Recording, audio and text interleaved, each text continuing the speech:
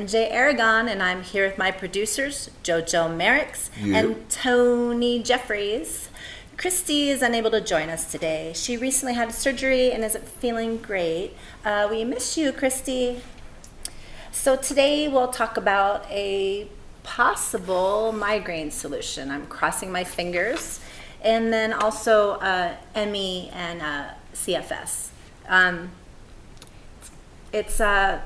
It's one of the myriad, I know I'm saying the wrong word probably, the myriad of things that I have, and I know a lot of us deal with this, so I thought it was a good article to read today. So I was hanging out with my friend Diane on Wednesday, and when she picked me up, we were driving along, and I asked her if she had heard about a Daith piercing, and of course she didn't know what I was talking about, and I said, well, I've seen it come up a few times. I've had people send me links about it, asking me my thoughts. And it's basically one of those things that, kind of like the Fibro cream that I tried out, everybody has a different opinion, and it works for some, not others. For me, the Fibro cream didn't work at all. It actually made me a little itchy, and the ingredients are quite interesting. And so one of them was poison ivy, which I'm sure might be part of why I was itchy, but it didn't help with my pain at all. And so, other people said, oh, it works wonderful. Some people say I don't feel anything, like myself. And so this might be one of those things. It could be just a placebo effect, but you know what? If it makes your migraines go away, hey, then it must be doing something right. So I was like, you know what? I'm going to try, I'm going to just do, one ear. And she's like, yeah, let's do it. Let's do it right now. So we, on a whim, we just decided, okay, let's go. So we looked up a place, and we had this wonderful girl take care of us, and got our Daith pierced. So today is day 2, and I can't say I've been taking care of it as good as I should, because I forget that it's there, and her as well, but she hasn't been as bad as I have. I keep touching or scratching my ear because my ears itch sometimes, and I completely forget it's there because it doesn't hurt, and then of course I make it bleed. So that's not a good thing. And then I was laying on my love's chest last night, and all of a sudden my ear feels wet, and I was like, what the hell? Oh, my ear piercing. Of course it was bleeding. It was so bad. I'm like, I'm never gonna heal. This is never gonna heal because I keep irritating it. You're not supposed to play with it. You're not supposed to move it around or anything. And of course that's what I'm doing inadvertently. So I'm cleaning it more often than I was probably supposed to as well. But they say when you clean it, use Epsom salt or sea salt or whatever. So I've been using Epsom salt. I hope that it does heal soon because it's annoying. My ear kind of feels achy, almost like having an earache, but not all the way in the canal, just the ear itself. That's kind of what I'm experiencing. Getting the piercing itself, there was a lot of pressure, and at first I was concerned about that because the pressure was so intense that I was like, if this is what I'm going to keep feeling, I don't know if this is a great idea. But that was basically the needle first, and the earring or the little bar, the little curved bar was attached to it. So once they pushed the needle through and then the little bar went in, it was so much smaller that I was actually relieved. I'm like, oh, that's not a big deal. So yeah, it doesn't really hurt that much, the piercing itself, but my ear kind of aches because I guess I kept messing with it. My friend Diane, she's pretty much the same, not really much pain. She laid on it last night and it was bleeding a little bit, but she doesn't seem to be having the same experience as I am. I hope hers heals very quickly. I don't think I'll be so lucky. But so I'm going to keep you guys updated. I will update you guys on Facebook and let you all know what I think. But honestly, once again, if it works for me, that doesn't necessarily mean it's going to work for you. But it wasn't an expensive piercing. It was $40. And if it doesn't work and I don't like the piercing or you don't like the piercing, you can just take it back out, and it's $40 spent to see if you can get rid of migraines. To me, and I know my friend Diane, it was well worth it because migraines that we have are so intense and for me very frequent, so any kind of relief would be amazing. So I know that she and I feel the same about that, so we were willing to take the risk and lose $40 if it didn't work. So I suggest that you do one first, not both, for 2 reasons. 1, to see if it actually works for you, and 2, because you really don't want to lay in that ear. And if you can go to sleep and sleep in your back or on your right side and avoid the other ear, or vice versa, then you'll have less of a chance of irritating it and doing the things that I'm doing. But if you were to get both ears pierced, I think the probability of you touching them and hitting them and causing them to keep them from healing, that would definitely be a higher possibility. So, if you want to try it, and if my results are good and that makes you inspired to try it as well, then like I said, maybe do one first and then do the other one. Anyway, the girl that we had, she was really cool. I cannot think of the name of the place. Oh wait, I have a card. And I gave her my card because we have cards now for our Fibro Warrior. And she was really sweet, and she did such a great, quick job, so I was thrilled about that. And watch, I'm not going to find the card at my... Oh, there it is. It's called Devoted Ink Tattoo, and her name is Danielle Turner. And it's out here in Temecula, and it's off of Yanez. So if you're in this area and you want to get it done, either now or after you hear what I have to say about it, then that's where it is. And you can just look it up. And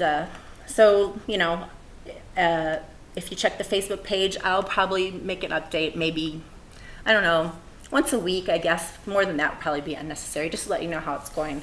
They say it could take typically 4 to 6 weeks to heal.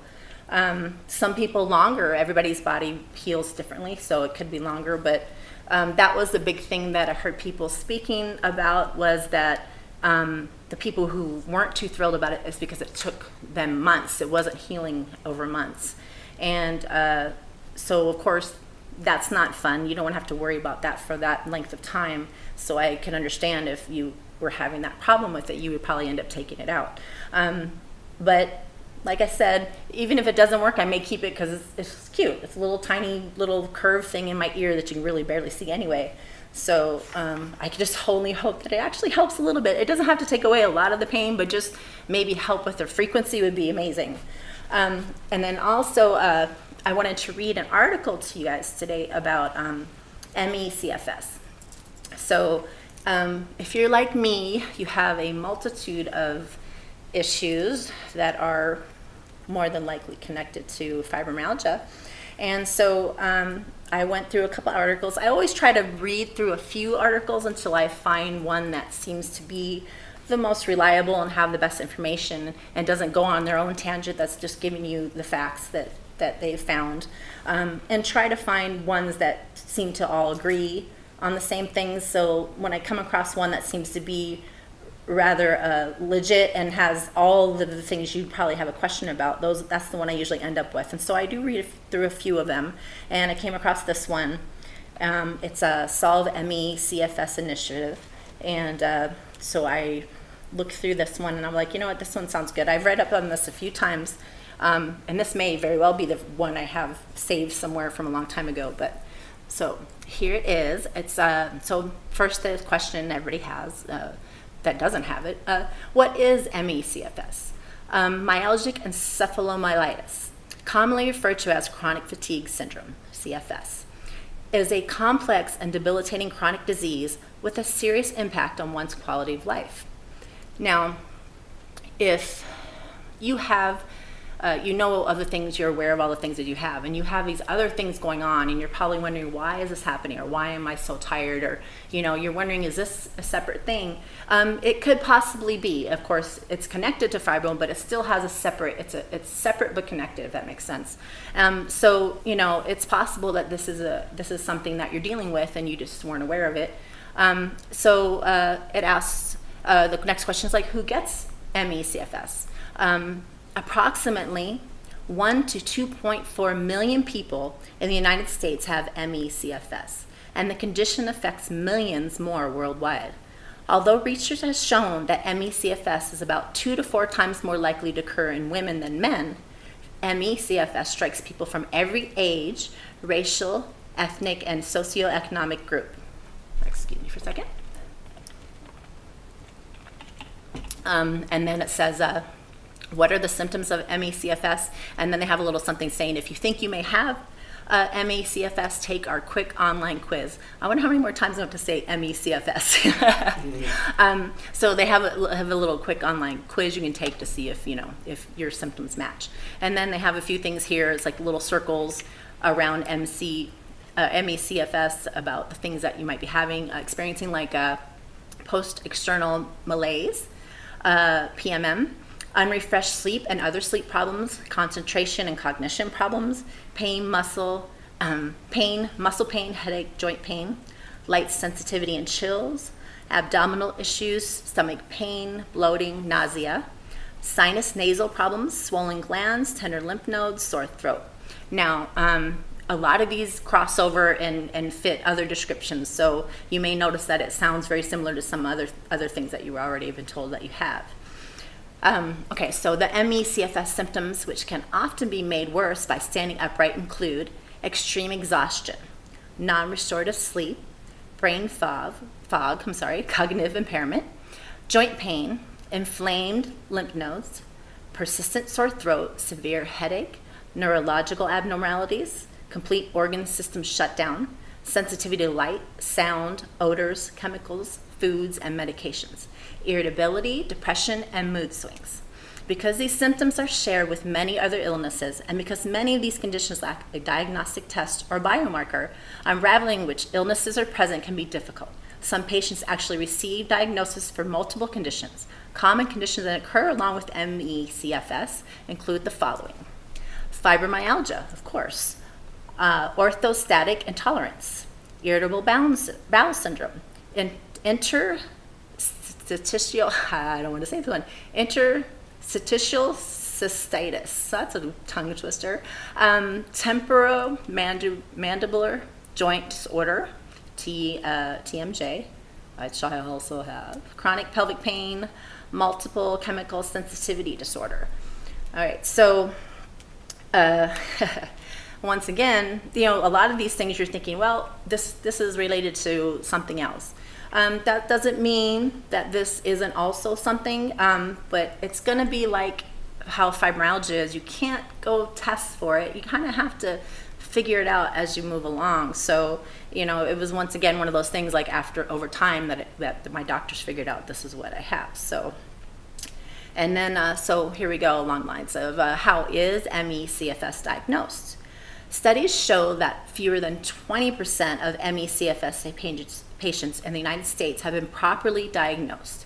Diagnosing ME/CFS is a challenging process because there is still not one diagnostic test or biomarker that's conclusive. The process requires tests to rule out other conditions that may present similar symptoms before a diagnosis of ME/CFS can be established. It can take months or years in my case. Diagnosis can also be complicated by the fact that symptoms and severity of ME/CFS vary considerably from person to person.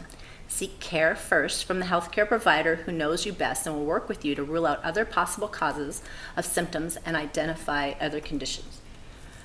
So, and then they go on to talk about how it's treated, what it's like living with it.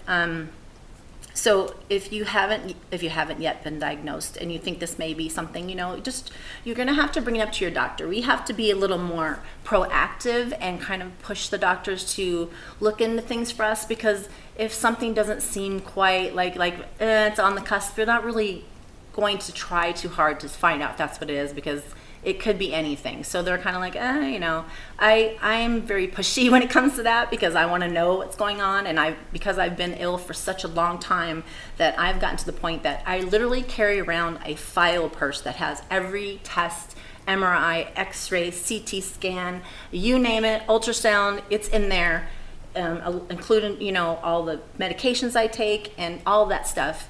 Is in this purse. And the reason that I have to do this, as a lot of you know, is because the doctors do not communicate. They do not share this information.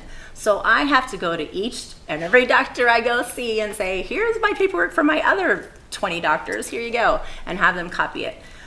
So that's the only way I can make sure everybody has information, because if they don't have the full information on you, it's almost like you're beginning all over again. So you want to really avoid that. So if you can do that, I'm not saying you have to do exactly what I am. It's my OCD, things got to be just so and in place. You don't have to do it that way. But I'll tell you this, it's very helpful.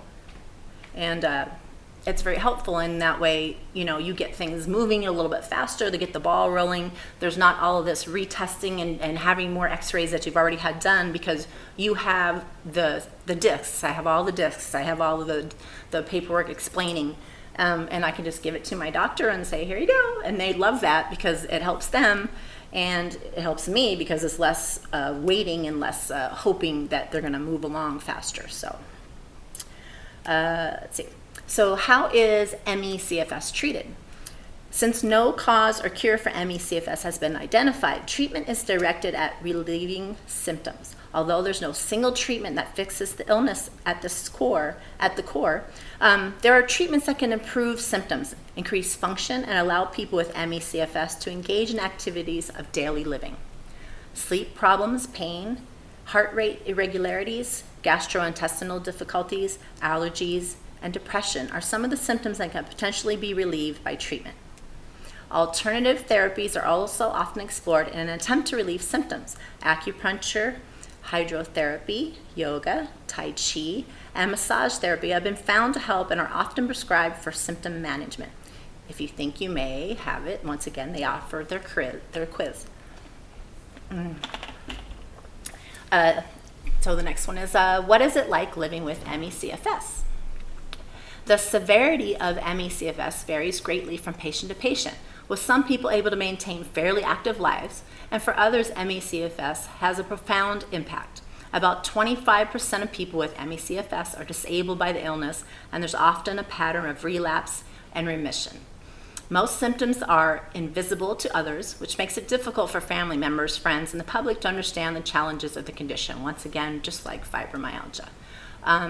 More severe ME/CFS patients have been found to be more functionally impaired than those with other disabling illnesses such as type 2 diabetes, congestive heart failure, hypertension, depression, multiple sclerosis, I'm tongue-tied as heck today, multiple sclerosis, and end-stage renal disease. These same patients have the lowest median quality of life scores of any disease tested, including lung cancer, rheumatoid arthritis, and brain stroke. Why has ME/CFS progress been so slow? Why has it been so slow? So it has a little chart here, the annual federal research spending per patient by disease, and they show how much money is spent on different illnesses like HIV/AIDS. There's 1.2 million. For stroke, 795,000. Multiple sclerosis, 400,000. Alzheimer's, 5 million. Autism, 3.5 million. ME/CFS, 2.5. So it's like they're spending approximately $2 per patient to to progress and figure out what's going on and how to help. So National Institutes of Health publishes a list annually showing its spending on various diseases. In 2015, the ME/CFS research budget, ranked in order by researchers' dollars, was 249 out of 265 diseases funded, almost at the very bottom in actual dollars. Government spending on ME/CFS is less than is spent on hay fever. Wow, that's sad. To really make headway in a timely manner towards making ME/CFS understood, diagnosable, and treatable, we need more government funding. So even though we look into this and we see all the markers and it sounds like this may be what we have, and maybe very well get a diagnosis in 2-3 months, it's kind of like fibro, it's very much hit and miss. So I'm not taking anything specifically to help me with this. I'm kind of just lumping it in with everything else, and it's not the number one thing. Of course, I'm tired every day, which it's really probably one of the number one things next to the pain. Being tired and the pain, those are the two things that affect me the most, because the more tired I am, of course, it affects my cognitive function, and it's like today, I'm extra tired today. I feel good. I'm feeling better today, but I'm really exhausted. And you notice that I'm having trouble reading the article and I'm stumbling. Then that's a big reason why, because my brain isn't, where it should be. I'm just not I'm not 100% for sure. Not that I ever am, but I'm usually a little bit more on point. And today I'm struggling a little bit. I am definitely doing better than I have the past few weeks. I hope you've noticed. The past few weeks I really struggled. No anxiety today, yay! So that's a good thing. But so this is one of the things, much like fibro, where you can't see it. You can tell people you have it. More than likely, they're not going to understand, or going to think that you're just making it up because you look fine. But you just have to do what you can, do the best you can. I know that caffeine is not really our friend when you have fibro, that we're not necessarily supposed to drink caffeine, but every day, I only have one. I don't drink it in excess, but when I first get up, because that's probably the worst part of the day for me, when I first wake up, and I wake up in the afternoon because I'm such a night person. I wake up and I have something of cream wheat, like I mentioned before, so I can take my medication, because I'm not hungry when I wake up, but if I don't eat something, I will feel so nauseous. So I get up, I take my medication, I eat that, and I have a green tea or a chai tea or something. I do have coffee occasionally, but I found that drinking coffee actually causes me to have, reflux. And that's not fun. So I kind of stay away from coffee. Tea seems to not have that effect on me, and it's a nice little pick-me-up, but nothing outrageous. I'm not jittery. It doesn't make me feel bad. It just gives me enough to pick me up so I can, kind of get things done if I have to do things, and kind of, just wake me up enough where I don't feel like a grouch and just laying around like a slug all day. So, different people do different things. Some people drink Red Bull. I try to stay away from Red Bull as much as possible, although I do drink it on occasion because it has things in it I shouldn't be having, like, because there's corn in it, for example, corn syrup or whatnot. So it's little things like that I have to stay away from. And like I mentioned in the last podcast, if you have any allergies like I have, or you don't know yet, to get them checked, because there's a lot of things you could be eating or drinking that's making you feel tired as well, or making you feel sick, or giving you migraines, etc. So, I just try to, each week I try to find an article that I think is quite relevant, and maybe helping you guys discover what you have going on if you haven't figured it out yet, or at least give you something to research and look into more. And, the more that I research, it actually kind of makes me feel better, because I know I'm gathering knowledge. And because when you're in the dark, I think that was the worst thing. All the years I was going through being in the dark and not understanding what on earth was wrong with me. And so now that I've began to do all this research, and I've discovered things that I have going on, and getting my doctors to do the tests, and I'm really pushing them to get these things done. Like, my migraines they've increased so much that I finally they sent me for blood tests, and I'm going to be having an MRI soon, because I haven't had one in probably 3 or 4 years, I think is the last one I had. And I got my x-rays back, and woo, my neck is a mess. I'll remind me to show you guys when we're done with this. I took a picture of, and I may even post this on our page, our Facebook page. I took a picture from the internet of someone who has a healthy C-spine. And then I put my x-ray. It's not super clear, unfortunately, because I took a picture of the photo that was on my laptop, right. So it's a little muted or whatever. But I put them side by side, and my neck looks terrible. It's so crotchety. It's all, you can see it's rough. There's nothing smooth about it any longer.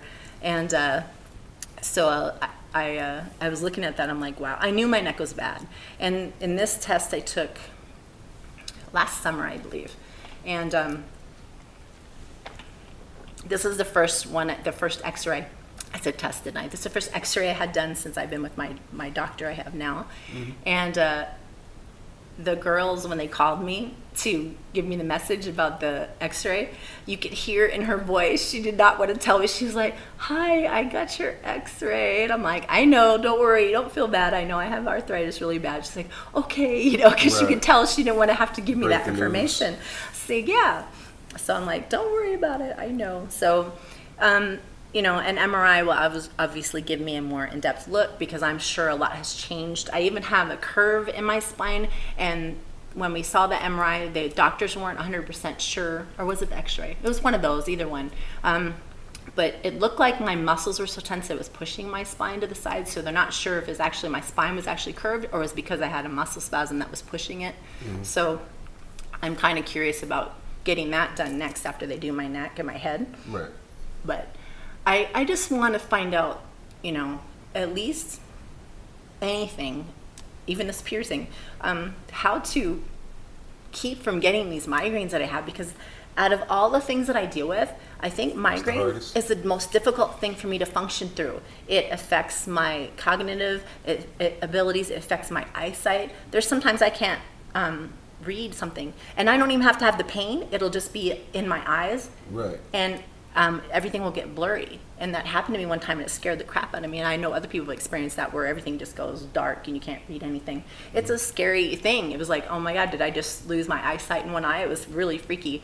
Of course, you know, I had to look it up and like, okay, what's going on? And I called my doctor, and he sent me to an eye doctor, and they're like, it was probably a migraine, like you said. And I'm like, that's what I thought. He said, nothing to worry about. You know, he asked me, because there's like certain things that would reflect another symptom, like, you know, did you see flashes, did you see this, you know? Right. And some things would be really bad, like your retina detached, or, you know, so they ask you all these really important questions, and they're like, okay, but you're probably right, it was just a migraine. But it's a freaky thing to experience, to lose your eyesight, or almost lose your eyesight. It was very strange and crazy. So, you know, I was just out the other day, and my friend and I, Diane, that I was with, we went to Panera Bread to get something to eat, and you know, the menu, I could barely read the menu. As it went down, I couldn't read the menu. I now knew I had a migraine at the time.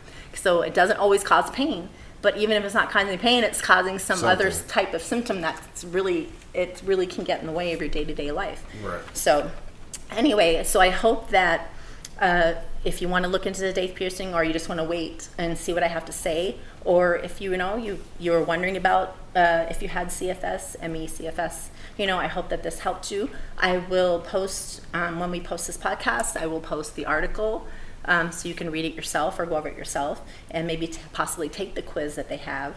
And so I hope that this helps you guys, and that you're all doing the best you can today. I know our day-to-day life can be up and down. So thank you all so much. We thank you for listening and supporting and liking and watching and reading, and all of the things that we have available on Facebook that are all connected to our Fibro Warrior My New Normal.